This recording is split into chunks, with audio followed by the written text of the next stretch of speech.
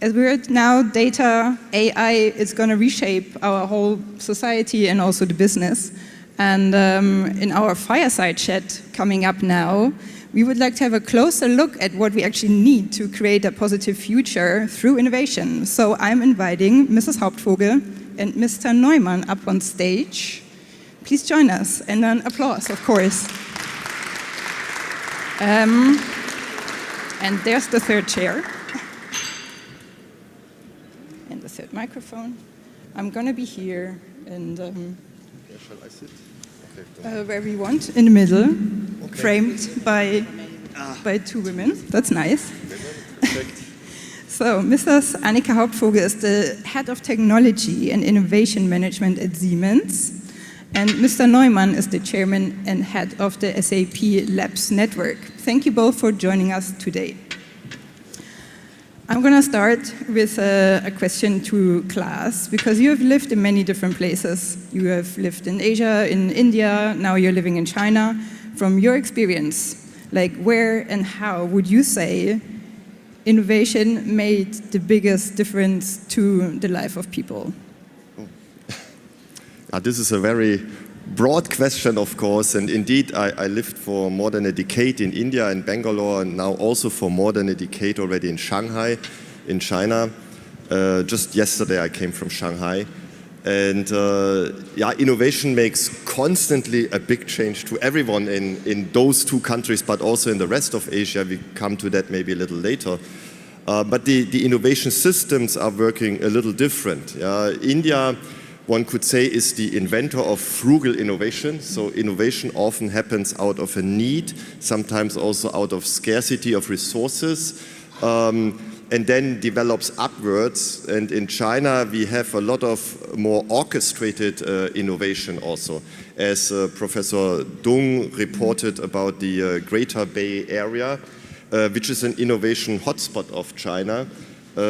Just to give you an idea, the GDP of that area has already crossed $2 trillion US, which is half of Germany's GDP or 2/3 of India's GDP. And this is just one area of China. So you see that the amount of innovation that happens then leads to jobs, opportunities, and to people just having a better living.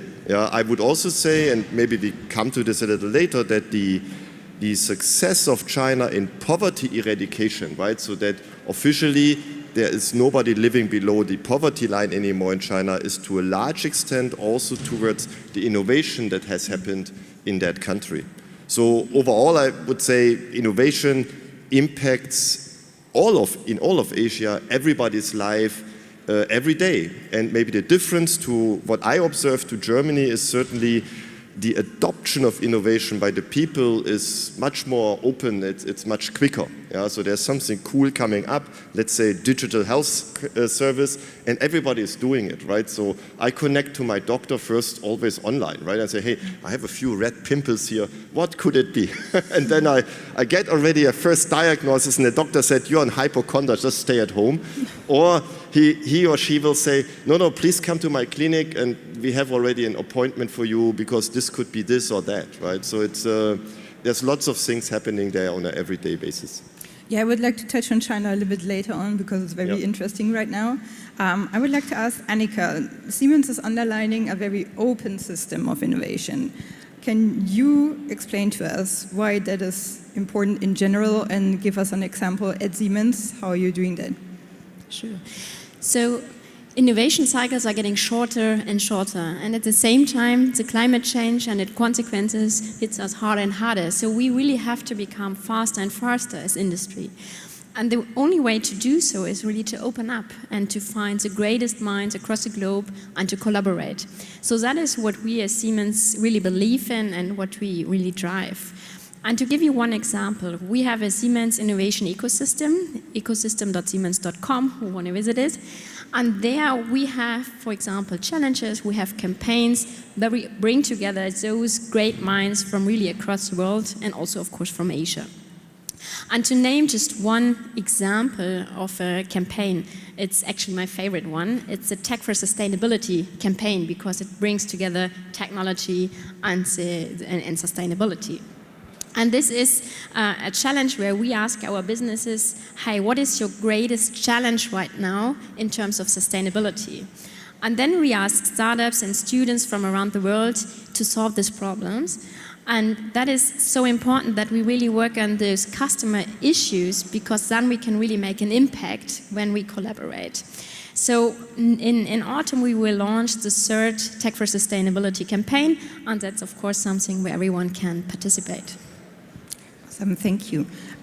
We already talked a bit about China, and now maybe you can tell us a bit more, because, well, I also have a bit of focus on China. I would love to go back there, but you are there right now, so can you give us an example of what you're seeing there as one of the most impressive social innovations? What's new?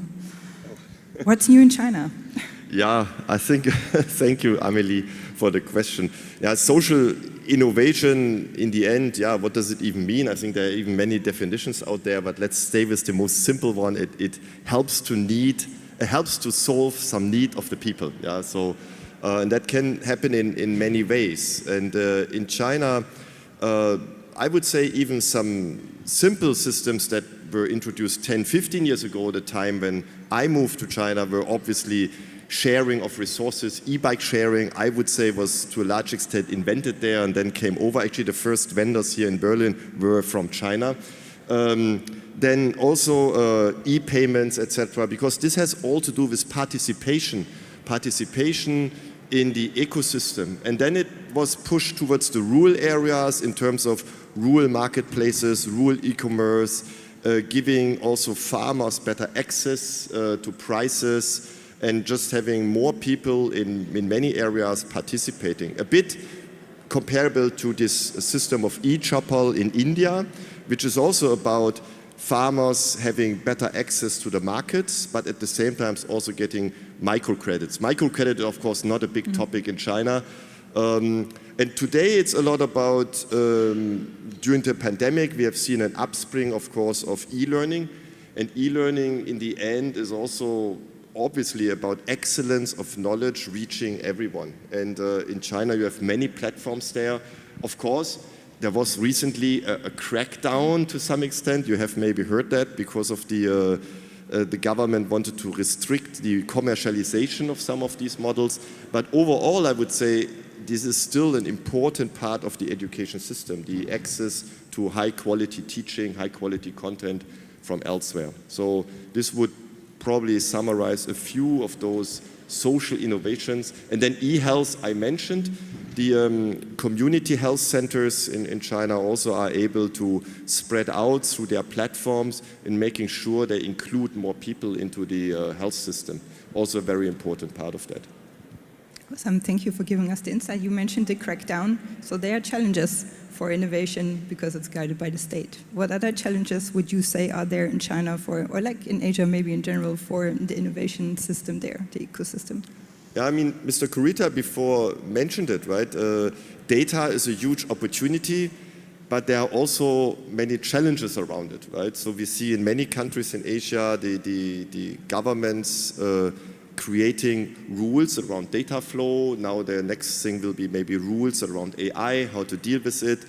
And I'm not saying that this is a challenge per se, yeah, because I think it's obviously important, yeah, that one has regulations, that there are compliances around, but then they are all different, yeah. So there's the one way how we deal with data, how we deal with AI going forward in the future. And I think Fei will tomorrow certainly speak about this, right? About what are those current ideas and how could they probably work, or what could also not work there, yeah? Because you see, data, ideally we would have a global regulation, if you ask me, right? So that we have an idea of what is privacy of a citizen globally, yeah? So if we whether it's Siemens, whether it's SAP, or whether there are other companies, we would like to support our global customers, of course, in having data flowing so that I have also intelligence across the globe.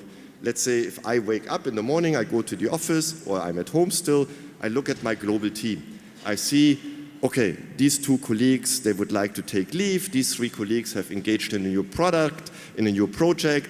Here we have a new idea, and I see this all on the fingertip. Now, if tomorrow I have to basically first travel to a country to open the system, then it's going to be difficult. Yeah? So we have to find the right balance here in between the kind of efficiency gains data can give us and the intelligence and the goodness of that is behind. And then, of course, in also protecting everybody's right on their own data and having always making sure that there's no misuse of the data. Yeah? And I think it's a balance every stakeholder in this process have to achieve together. Thank you. We already talked a bit about the e-learning and e-health.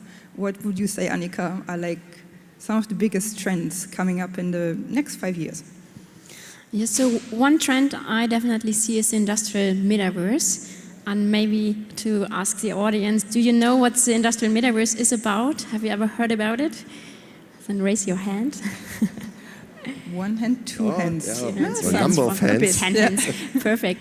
So maybe I should give a little definition about the industrial metaverse. So the industrial metaverse is the concept of a virtual world. So we have the real world, but we will also have the digital twin of this real world.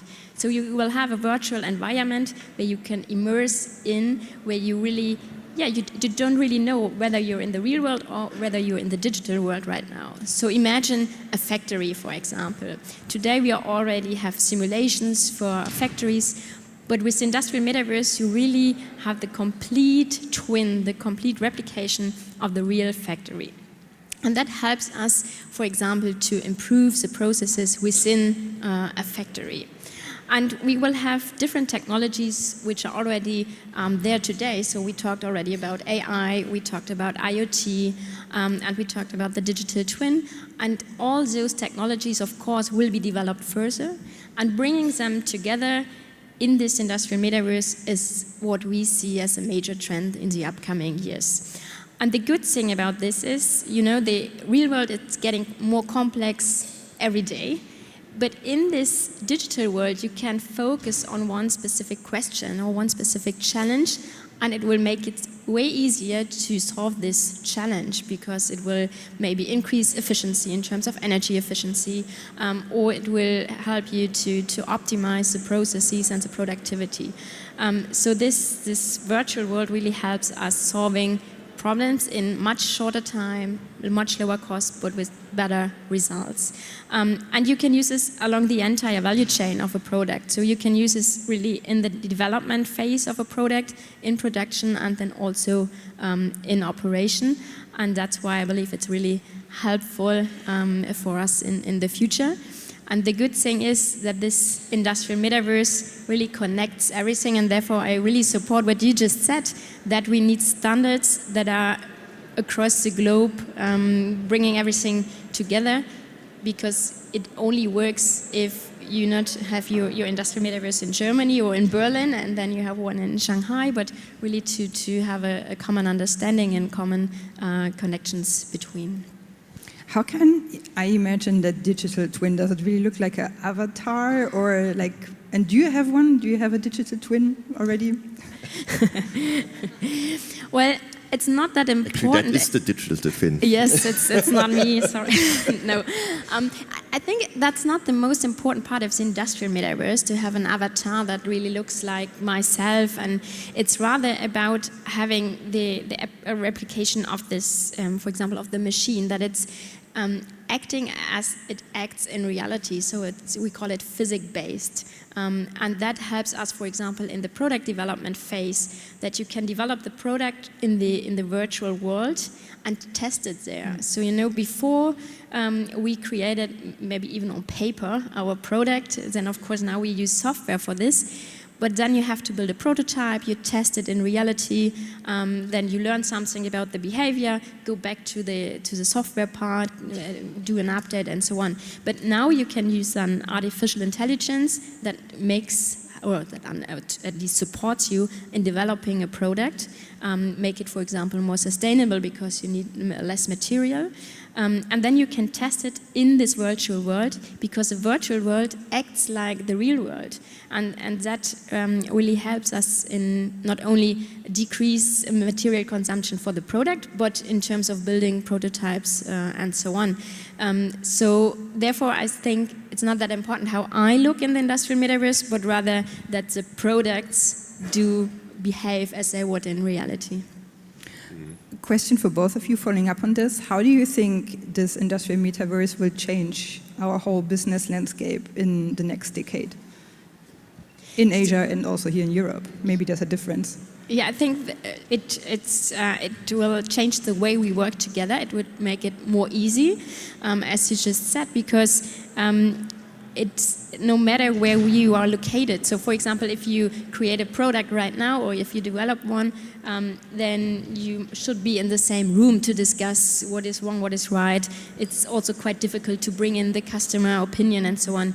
But with the industrial metaverse, you have this virtual world, and then maybe you're located in Bangalore, and then someone is located in China, and someone in Germany, and you come together in this virtual environment without traveling. And so you can be the expert and can participate in this project without traveling to Germany or to China or wherever. And I think that is a huge benefit of the industrial metaverse. And at the same time, you can also ask the customer to join this virtual room. And I don't know, for example, if you create a new train as Siemens, then we can ask the customer to join us in this virtual train and have a look at this product and test it, how it would look like. And so you can really improve the product in a very early stage before it is even built. So the major benefit or the major change, no matter whether it's Asia or Berlin, is that we can better collaborate in this industrial metaverse. Thank you. Yeah. I agree, Annika, what you said. It's in the end, what we see also from our customers, how they use this is to create different scenarios. And as you described it for a Siemens train, just maybe 2 weeks ago, you may have read in the news the new Chinese commercial aircraft C919 did its first official commercial flight. And this was also created as a digital twin before it became reality. And exactly what you said, many companies from around the globe have been collaborating on this plane, right? It is, of course, a Chinese company, Comac, that builds it. But there are many, many companies from Germany, from the United States, from many other Asian countries also participating in this. And without doing this in the digital world first, it would take many, many years longer. And therefore, if we talk about sustainability also in this conference, we should never forget, it sounds a bit, maybe we are here representing 2 large companies and, okay, they and their production processes and so on. But this is where a lot of sustainability needs to happen, in the production, in the supply chain. According to our calculations at SAP, supply chain optimization can still bring 20 to 30% savings in energy consumption of the overall product. And therefore, we help, of course, customers to do this around the globe. And therefore also help in the end to ultimately make the planet a better place. With Mr. Kurita, we talked before also about tech positiveness in society, also maybe in your companies. I don't know, how is it with Siemens and SAP? How's the tech positiveness also for the metaverse? It's very open. So, I mean, we have just been recognized as one of the most innovative companies, and that is not possible if your colleagues do not believe in innovation. And as we are a tech company, of course, it's more in tech than in anything else. So I would say, yes, definitely. I mean, what is important is that you take the colleagues, but also the people around Siemens with you on that journey, because, I mean, industrial metaverse, is a major step, because now you have to work maybe not just like we are sitting next to each other, but in this virtual environment. But to take everyone on that journey, I think that is important, and I believe we do quite a good job in this. because we do a lot of trainings for our colleagues on what it is about. And I mean, I really weekly talk about the industrial metaverse also internally to help people understand what is a digital twin, for example. And no matter where we are, so for example, we have in Nanjing our first digital native factory, which was our first factory site, which was totally created in a virtual environment. And it showed that it really increased productivity, that it reduced energy consumption compared to the other factories which are nearby. And with those examples, we can convince also our colleagues in the factory that this virtual replication of a factory is a great step towards a sustainable future. How is it with SAP? I would say whether it's Siemens or SAP, these companies wouldn't be existing anymore if they would not have basically all colleagues believing into innovation and advancements of technology. Also, SAP being a relatively young company, but we last year had our 50th anniversary, right? And we are in a very fierce competition, and we always have to push the boundaries of what is possible in terms of technology in order to stay number one in our markets. Because there are always new competitors from around the globe. Technology is continuously changing. And with the attitude of we always did it like this, we would never be able to bring the company forward and to compete against, in our case, the majority of our competition is from the United States, also one of the tech, of course, leading countries in the world, and therefore we need to have, of course, colleagues who also want to push always forward. And then it's not only for the forward push itself, it of course needs to be also viable, it needs to make sense, usable also, right? And therefore, many years ago, we implemented across all of our engineering. We have currently 45,000 software engineers employed. We use design thinking as a methodology, also here with the help of the HPI, the Hasso-Plattner Institute in Berlin-Potsdam, to have that thinking also that yes, it should be doable also, it should be also viable, there should be in the long run also a business model and achievable, so all these different components need to come together. And I think all of our colleagues have immersed that and are really part of that process going forward. So and to close this also, this is also the reason that we are hiring so many colleagues around the globe. In Asia, we have R&D labs I just visited it in Korea and in Japan, who are also two very, very highly innovative countries. In Korea, we do a lot of big data. In Japan, we do a lot of automation software.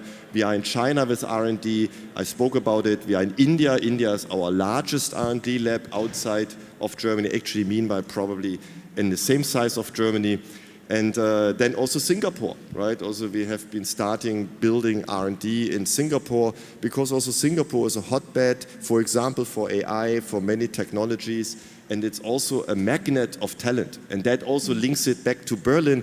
Also Berlin is a magnet for global talent, and this is also the reason why we are opening here a very new building just next month in the heart of Berlin to be able to bring talent from around the globe together.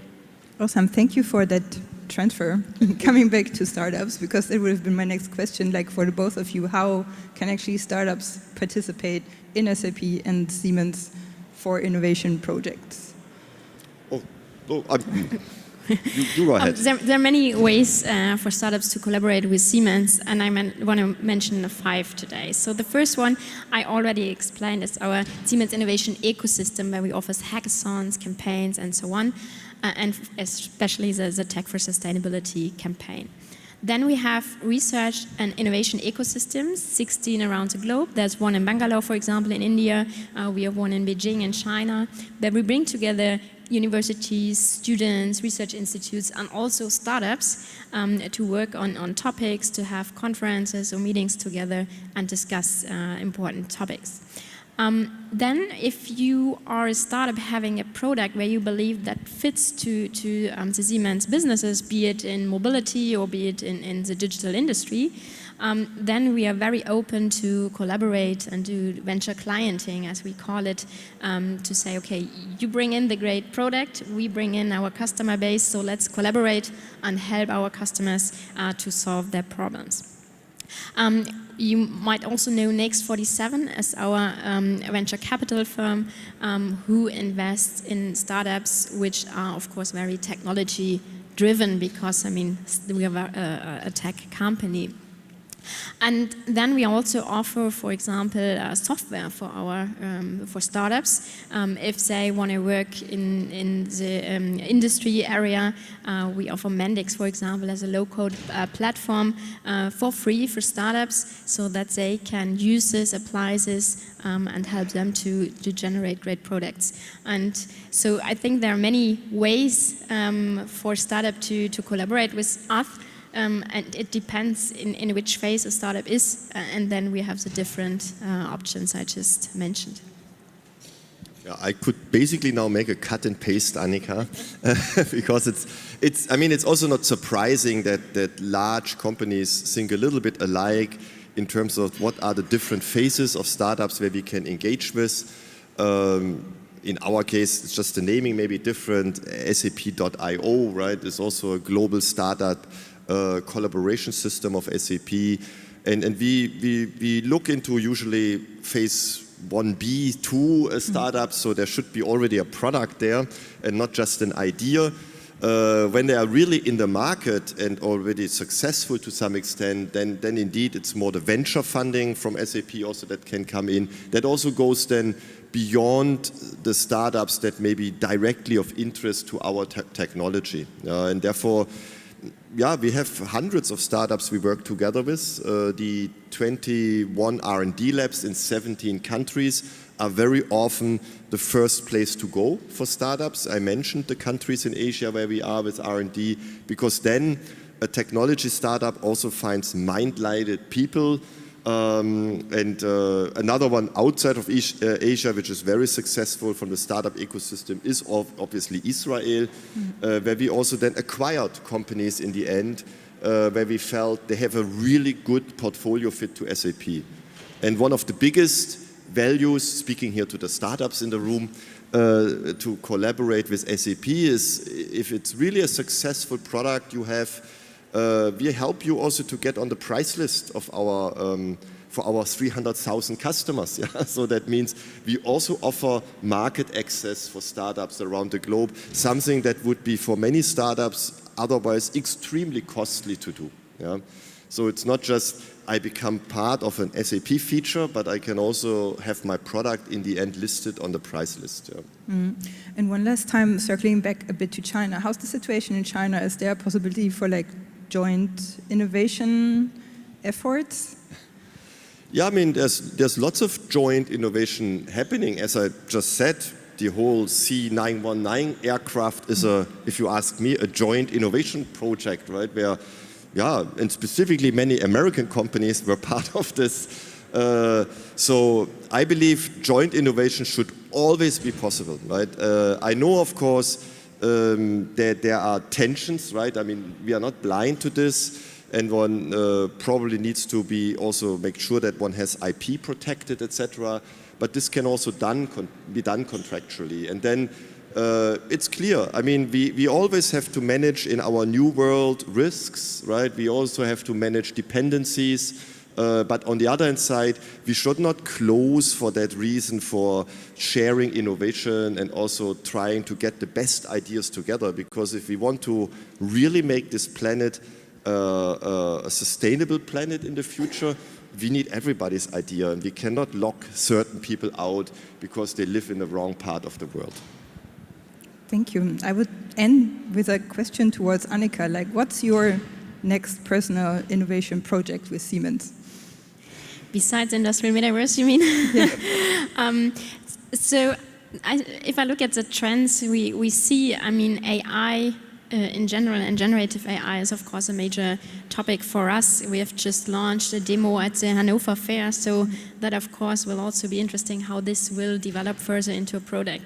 But at the same time, sustainability is a major topic for us. So if you think about, be it how to decarbonize industry or how to develop circularity, and for both, you need digitalization. So if I look, for example, at value chains, I want to understand where is CO2 emitted, and only if I stand where it's emitted, I can act on that. So there is digitalization really a driver towards decarbonization. And also for circularity, because if I really want to embrace circularity, I have to change the way we develop products. Because, for example, I want to create a product that is that I can deassemble. And so there also, again, I will need digitalization to create software that supports me or that even creates this new product design on its own. So I think digitalization and bringing together the digital and the real world, that is the trend we definitely see, and that is what my next project also will be about. Sounds amazing. And with that, and also again the time, I would like to say thank you both for coming today, and a little applause for Annika Hauptvogel and Clas Neumann, please. Thank you. Thank you very much.